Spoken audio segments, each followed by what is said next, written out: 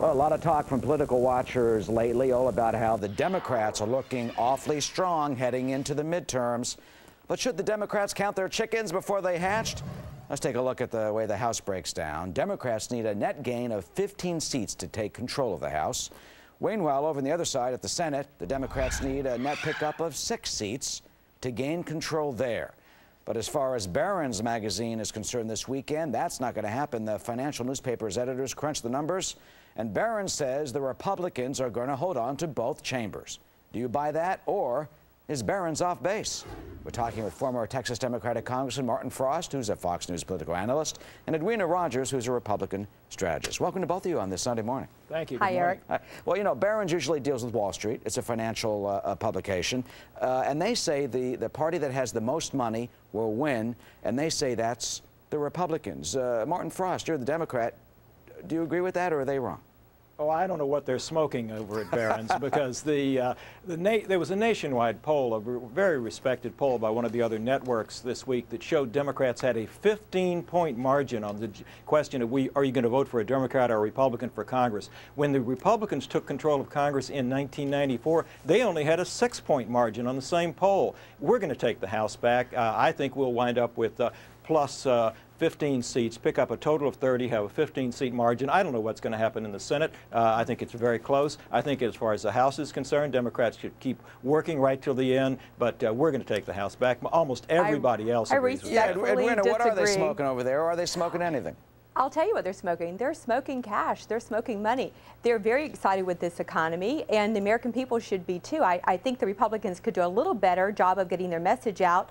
The economy is the best it's been in a very long time, and they have to realize that the Clinton administration left the Bush administration in a recession with zero growth, and Bush, with the 2 best-timed tax cuts in the history of the U.S., was able to turn it around, and now our unemployment is near historical lows. Gas prices are down 22%, stock market's at record high, and people care about that.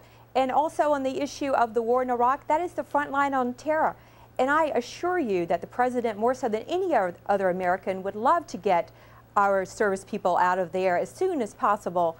And those are the 2 main issues. The Republicans are right on those issues. The Democrats have a secret agenda. We've been trying to get the DNC chairman, Howard Dean, to debate our RNC chairman, Ken Mehlman, which has been a tradition of the Republican Party and the Democrat Party for 25 years, and they refuse to do it. Yeah, but let me get another debate on edgewise, if I may. I mean, she's had plenty of time to talk here. First of all, the Republicans are in enormous trouble because of the scandal involving the pages. It's bad enough what Foley did, but the Republican leadership knew about it for at least a year in advance and did nothing. I think the public has turned the page on this congressional leadership in the House, and they've decided these folks shouldn't be in charge. All right, let's take a look. The Clinton administration left a budget surplus when they left office, and the Republicans have dissipated this and put us back into deficit spending. That budget surplus had been predicted 10 years in advance, so when it happened, just looking at the demographics of the American people. The last administration to create a budget surplus was the Democratic administration under Bill Clinton. No, they didn't and we're going to do something about deficit spending if we have the chance to be back in charge. The baby boomers were at their peak. Every economist knows that. It wasn't anything that Clinton did.